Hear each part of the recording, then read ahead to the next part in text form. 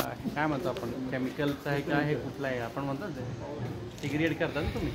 काय त्याच्यामध्ये हे सगळ्याकडे नाही ऑल टाइप्सचे फायर एक्सटिंग्विशर अच्छा ऑल टाइप ठेवले कॉमनली ठेवले केमिकल आणि हे नाही एबीसी टाइप्स वाले फायर एक्सटिंग्विशर आहे ए बी सी त्याच्यामध्ये ए मीन्स सॉलिड बी मीन्स लिक्विड आणि सी मीन्स इलेक्ट्रिक फायर आहे गॅसेस फायर आहे तुम्ही डायरेक्टली हा फायर एक्सटिंग्विशर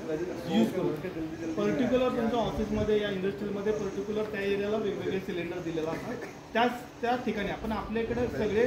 फायर दिलेले ऑइल फायर पण आहे सॉलिड पण आहे इलेक्ट्रिक पण आहे म्हणून आपण पर्टिक्युलर एक सिलेंडर देऊ शकत नाही म्हणून आपल्याला ऑल टाईपचे फायर एक्सटिंग्विशर देणे गरजेचे आहे ठीक आहे हा एबीसी टाईपचा झाला फायर एक्सटिंग्विशर पण तुम्हाला इथं एक प्रेशर गेज पण दिलेलं आहे जेणेकरून तो सिलेंडर ओके का नाही ते समजण्यासाठी प्रेशर गेज दिले तो आता निडल आहे त्याच्यामध्ये ती ग्रीनवरती आहे आता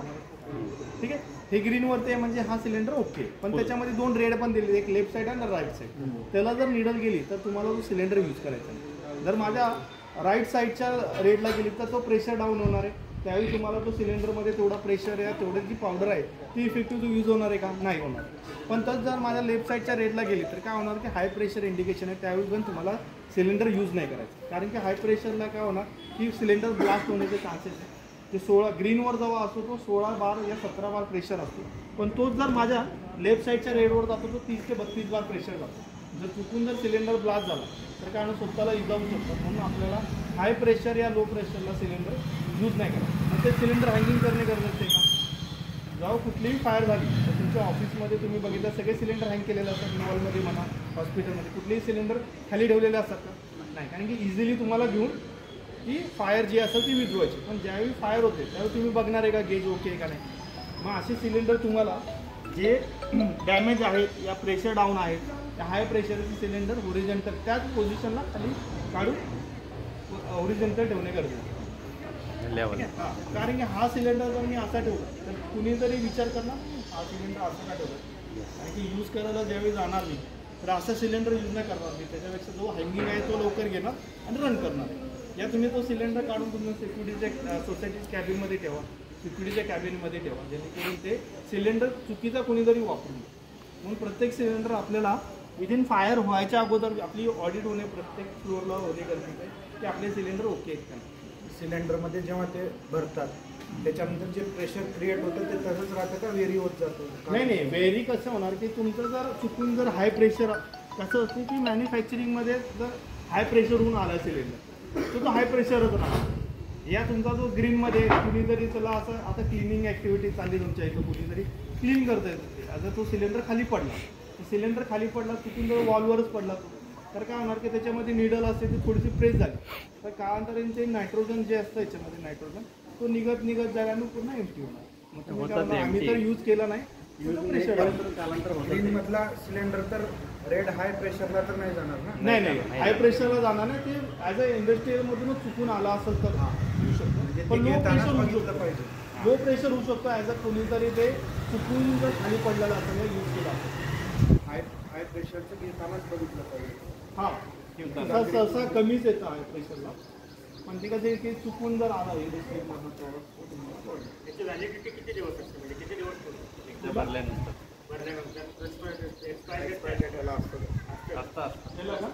त्याला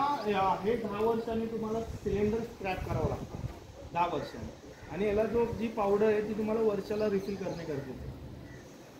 वर्षाला जी पण पावडर आहे नायट्रोजन तुम्हाला रिफिल आणि हे करणे गरजेचं आहे यूज नाही झाली तर हो नाही यूज नाही तर तुमच्यावरती तरी पण रिफिल करायची नाही हां तेच तुम्हाला सांगतोय की असं सिलेंडर 3 वर्षाला HPT टेस्टिंग असते हाय प्रेशर 3 वर्षाला करायचं असते जर 3 वर्ष तुम्ही काय नाही केलं तर पण आपल्या सेफ्टीसाठी वर्षाला करणे गरजेचं आहे त्यासाठी काय असतं की नायट्रोजन आहे आणि त्याच्यामध्ये मोनो अमोनियम फॉस्फेट पावडर असते ते पावडरचे खडे तयार व्हायला सुरुवात होते जर तुम्ही त्याला असंच कंटिन्यू ठेवलं मी 10 वर्ष जर मी काहीच केलं नाही त्याच्यात दगड होणार है ना जी 6 kg जी पावडर आहे त्याच्यामध्ये 2 kgच पावडर आली आणि बाकीचं स्टोन झाला दगड झाला तर ती पावडर येणार स्टोन तर बाहेर येणार नाही पाईपला आणि हेच त्यावेळेचा प्रॉब्लेम आहे प्रेशर पण कमी होत असेल नाही प्रेशर तसंच राहणार काय होतं मॉइश्चर असतं ना त्याच्यामध्ये नायट्रोजनमध्ये ते जर पकडून म्हणून आपल्याला 3 वर्षाला याला HPT टेस्टिंग करणे गरजेचं सिलेंडरची आतून थिकनेस ओके का आता याची मेथड आहे PASS method PASS method P means pull the pin आपल्याला पिन ओढणे गरजेचं आहे ए मीन्स एम जो आपला आग लागली त्याच्या बेसवर मारणे गरजेचं आहे एस थर्ड जो एस आहे स्क्वीज म्हणजे हा जो वॉल आहे तो तुम्हाला प्रेस करायचा आणि शेवटचा जो एस आहे स्वीप मेथड आहे. तुम्हाला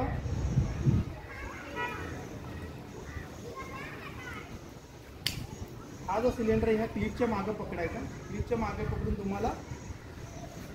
लेफ्ट टू राईट तुम्हाला शिफ्ट करायचं आहे. जसं आपण झाडू मारतो तसं तुम्हाला तो शिफ्ट करून ती आग जी पण आहे तेल या बेस आपला तो कव्हर करून ती आग येईल.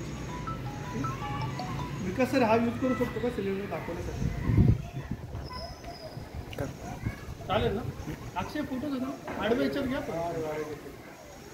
ठीक आहे यूज काय करून दाखवतो तुम्हाला. आपल्याला हे करावं. थांबा थांबा हाँ नहीं नहीं हमारा सिलेंडर नहीं था. हमारा सिलेंडर नहीं था, फायर नहीं रहता. हमारा जो भी ह्याला काय करू माहिती आहे का, असं नाही कुठं तर आग लावावं लागेल ना. आग लावून मग ते प्रॅक्टिकल होऊन जाईल. आपण ते प्रॅक्टिकल नाहीतर काय होतं फक्त हवा वगैरे सोडून जाईल त्याच्यातलं काही राहणार चालेल नाही. ना. फायरचं काय करा, फायरचं काय तर पेपर गिपर आग लावावं लागेल मग त्याचं प्रॅक्टिकल होईल. म्हणजे आपण त्याचं टेक्निकल वर धरला किंवा खाली धरला उडतंच